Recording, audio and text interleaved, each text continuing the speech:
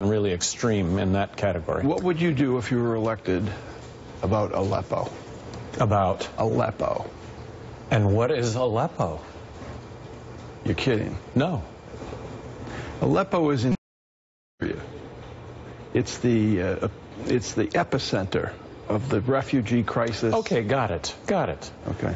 Well, with regard to Syria, I do think that it's a mess. I think that the only way that we deal with Syria is to join hands with Russia to diplomatically bring that at an end.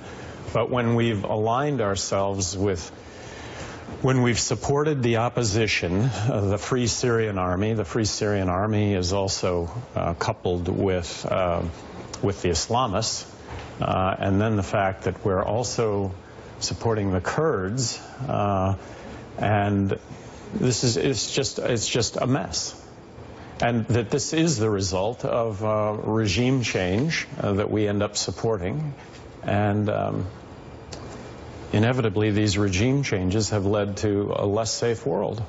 So an alliance with Russia is the solution to Syria. Do you think Vladimir Putin and Russia are a good and reliable partner? Well, I think diplomatically that has to be the solution, is joining hands with Russia to bring the civil war to an end. Joe. So Aleppo is the center of a lot of people's concerns across the planet about the terrible humanitarian crisis that's unfolding not only in Syria but especially in Aleppo.